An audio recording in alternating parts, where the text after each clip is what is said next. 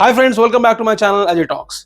दोस्तों, आज का जो वीडियो है इसको अपने आसपास कोई बुजुर्ग व्यक्ति हो, बुजुर्ग रिटायर्ड व्यक्ति जो है उन तक जरूर पहुंचा दीजिएगा। चाहे आपकी मम्मी हो, पापा हो, चाचा, ताऊ, ताई, फूफा, मौसा, कोई भी हो, किसी भी जानकार ऐसे व्यक्ति को आप जानते हो जो कि किसी न किसी सरकारी सेवा से रिटायर्ड हो, उनकी पेंशन आती हो, एक मुश्त पैसा मिला हो।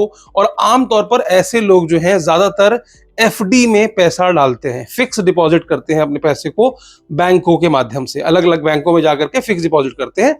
तो ऐसे लोगों तक इस वीडियो को पहुंचा देना। क्यों? क्योंकि ये बहुत इंपॉर्टेंट वीडियो होने वाला है। अभी तक हम सुनते थे कि ओटीपी ले लिया है ना, क्रेडिट कार्ड से फ्रॉड कर दिया, डेबिट कार्ड से फ्रॉड कर दिया, जीपे का लॉगिन ले लिया, फलाना ढिमका। लेकिन ये जो फ्रॉड है ये बिल्कुल ही अलग तरह का फ्रॉड है। यहां पर स्कैमर्स ने एफडी मतलब फिक्स डिपॉजिट, जो कि आप बैंक में एक निश्चित अवधि के लिए करते हैं, उसमें एक सुविधा होती है कि आप एफडी के अगेंस्ट लोन ले सकते हैं। इसका इस्तेमाल करके एक रिटायर्ड ऑफिसर हैं, उनके साथ स्कैम कर लिया है। तो क्या है पूरी घटना, ये जानेंगे। इससे पहले एक छोटा सा काम कर दीजिएगा, चैनल पर नए आए हो तो चैनल को सब्सक्राइब कर लीजिएगा, और जैसा कि मैंने कहा इस वीडियो को शेयर जरूर कर दीजिएगा। तो ये जो घटना है ये दिल्ली के द्वारका इलाके से आ रही है, जहां पर डिफेंस स्टेट से रिटायर्ड एक ऑफिसर है, मिस्टर राजकुमार, उनके साथ ये घटना हुई। तो एफआईआर के हिसाब से विक्टिम को अक्टूबर में, पिछले साल अक्टूबर में एक योनो की तरफ से एक मैसेज प्राप्त होता है। योनो क्या है? एसबीआई की अपनी एक ऐप है जिसके थ्रू आप लॉग इन करके अपने सारे अकाउंट एक्सेस आपके पास होते हैं, जिसमें आप सेविंग बैंक अकाउंट हो, लोन हो, फिक्स डिपॉजिट हो, वो सारी चीजें देख सकते हैं, पैसों का लेन देन कर सकते हैं। तो इस तरह की एक ऑनलाइन सुविधा, एक ऑनलाइन ऐप एसबीआई के द्वारा दी गई है। तो वहां से एक मैसेज आता है, मैसेज आया कि आपके अकाउंट का एक दूसरे नंबर से, मतलब आपके एसबीआई अकाउंट में जो है वो एक दूसरे नंबर से योनो का रजिस्ट्रेशन किया गया है, योनो ऐप का। तो इनका तो पहले से रहा होगा, अब था या नहीं था मुझे नहीं पता। कई बार ऐसा भी होता है कि लोग योनो में रजिस्टर करते ही नहीं है, बैंक में गए, एफडी करा दिया, बात वहीं खत्म हो गई और उन्होंने अपना योनो का एक्सेस नहीं लिया है या इंटरनेट बैंकिंग का एक्सेस नहीं लिया है। हो सकता है ऐसा कोई मामला हो। अब चूंकि बैंक में आपका नंबर एडेड था, तो योनो जिस नंबर से रजिस्टर किया गया, हालांकि योनो भी उसी नंबर पे एसएमएस भेजता है, ओटीपीज भेजता है, जिस नंबर को बैंक के साथ में आप लिंक करके रखते हैं।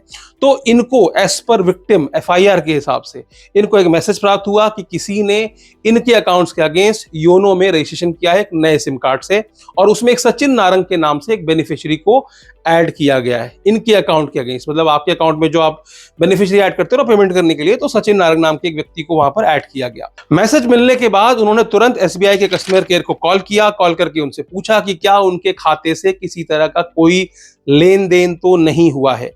कस्टमर केयर की तरफ से उनको आश्वस्त किया गया कि आपके खाते से कोई लेन देन नहीं हुआ है और आपके ऑनलाइन बैंकिंग को हम ब्लॉक कर रहे हैं ड्यू टू सस्पिशियस एक्टिविटी। जो भी सस्पिशियस एक्टिविटी रही होगी, जो भी उनको मैसेजेस आए हैं, कि उन्होंने कहा कि भाई मेरी तरफ से तो कोई ऐसा आवेदन गया नहीं है कि आप कोई योनो नए नंबर से रजिस्टर करो, तो उनके ऑनलाइन एक्सेस को ब्लॉक कर दिया गया। ये था कस्टमर केयर के साथ उनका कन्वर्सेशन। उसके बाद वो लोकल बैंक ब्रांच भी जाते हैं कुछ दिन बाद, और वहां जाकर के वहां की महिला अधिकारी से पूछते हैं कस्टमर केयर पे कि भैया मेरा अकाउंट देख लिया जाए, क्या उसमें इस तरह की कोई गतिविधि तो नहीं हुई है। सब कुछ इंश्योर करने के बाद, लिखित में एप्लीकेशन देने के बाद, उनको बैंक के द्वारा भरोसा दिलाया जाता है कि कोई भी सस्पिशियस एक्टिविटी नहीं हो रही है, आपके अकाउंट से कोई पैसे का लेन देन नहीं हो रहा है, और तो और हमने सारे लेन देन को रोक दिया है, यानी कि आपके एफडी के पैसे को ट्रांसफर नहीं किया जा सकता है। बावजूद इसके अगले महीने उनके पास मैसेज आने शुरू हो जाते हैं, कहां से? बैंक से, कि भैया इतने की ईएमआई ड्यू है, यानी कि जो उन्होंने फिक्स डिपॉजिट कर रखे थे उनके अगेंस्ट किसी ने 10 लाख रुपए का लोन लिया। लेने के बाद बेनिफिशियरी के अकाउंट में, जिन बेनिफिशियरीज को ऐड किया गया था, उनके खातों में वो 10 लाख रुपए ट्रांसफर भी कर दिया गया। और ऐसा होता है कि जब आप अपने एफडी के अगेंस्ट में लोन लेते हैं तो उनके ब्याज में भी कुछ फर्क होता है, तो वो जो ब्याज का नुकसान जो है वो तो बुजुर्ग को हो ही रहा है, साथ में उनको लगातार मैसेजेस आ रहे हैं कि आपको इतने की ईएमआई पे करनी है। अब यहां पर एफआईआर के हिसाब से उन्होंने बैंक की जो सुरक्षा प्रणाली है, या बैंक की जो भी उन्होंने, चूंकि बैंक को पहले ही इसके बारे में अवगत कराया था, बताया था, तो उसके ऊपर सवाल उठाया है। तो एफआईआर के हिसाब से बैंक की ही त्रुटि इसमें मानी जा रही है। तो अब यहां पर क्या हुआ, कैसे हुआ? देखो, अभी सिर्फ रिपोर्ट पढ़ के तो कुछ नहीं कह सकते, बट आमतौर पर क्या हो सकता है कि यहाँ पर जो योनो के थ्रू एफडी कराई जाती है। देखो, अगर आप बैंक में जाकर के एफडी करा के आते हो, जो मेरी जानकारी है, अगर आप बैंक में जाकर के एफडी करा करके आते हो तो उस एफडी को ऑनलाइन कोई नहीं तोड़ सकता, उसके ऊपर शायद लोन भी नहीं लिया जा सकता। तो जो एफडी आपने योनो के थ्रू बनाई है उसको ही आप ऑनलाइन तोड़ भी सकते हो, उसका पैसा जब चाहे निकाल सकते हो, जो भी आपको ब्याज मिला नहीं मिला। हो सकता है कुछ मैं गलत बोल रहा हूं तो आप करेक्ट कर दीजिएगा, जो मेरी जानकारी है उसके हिसाब से मैं आपको बता रहा हूं। तो यहां पर बहुत ज्यादा सतर्क रहने की जरूरत है। हो सकता है कई बार विक्टिम्स को पता नहीं होता, हो सकता है कि विक्टिम के पास कुछ ऐसा उनके मोबाइल को हैक कर लिया गया हो, ये भी एक संभावना हो सकती है। कोई ऐसा अननोन उन्होंने एपीके डाउनलोड कर लिया हो, कोई ऐप डाउनलोड कर ली हो, किसी और वजह से कोई गेमिंग ऐप हो उनके बच्चे ने कर ली हो, क्योंकि बुजुर्ग हैं, फोन बच्चे के पास होता है, ऐसा भी एक कारण हो सकता है। हो सकता है उन्होंने कहीं कोई गलत ओटीपी दे दी हो, उनको जानकारी ना हो, उनको ओटीपी उन्होंने कुछ और किसी और वजह से दी होगी, और यहाँ पर क्या हुआ, उनका बैंक का अकाउंट एक्सेस कर लिया गया।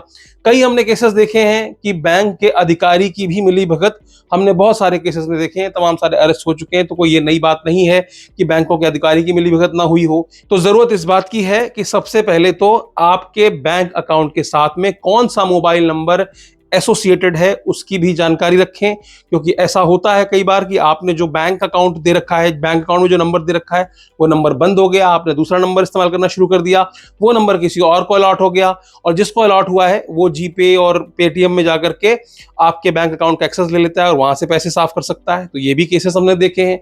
इसके अलावा समय समय पर अपना सिबिल चेक करते रहें, क्योंकि जो सिबिल होता है उसके अंदर आपको आपके द्वारा लिए गए सारे लोन्स के बारे में पता रहता है, तो हर 1-2 महीने में वो भी चेक कर लिया करो।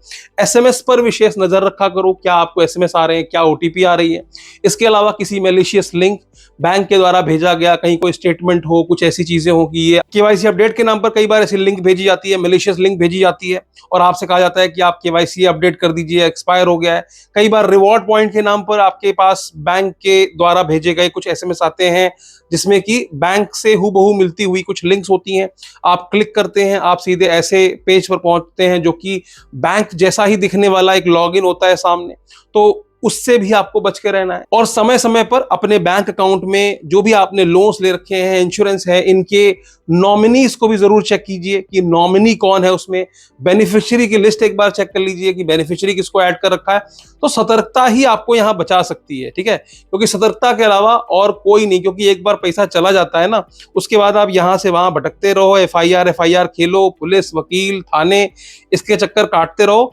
मैंने रिकवरी होते हुए अपने जो इतने 5 सालों के अनुभव में तो बहुत कम रिकवरीज देखी हैं। मैं आपको बता देता हूं बहुत साफ साफ शब्दों में, भले ही हम कितना कहते रहे साइबर सुरक्षा के लिए कितने भी प्रयास किए जा रहे हो, सब कुछ हो, अपराधियों को भी पकड़ा जाता है, लेकिन एट द एंड क्या विक्टिम्स को पैसा मिलता है और कितने परसेंटेज मिलता है, ये सबसे इंपॉर्टेंट होता है। और इसका रेशियो बहुत ही कम है, एज पर रिकॉर्ड ही ये 7-8% के आसपास है, जो कभी मैंने अखबारों में पढ़ा था।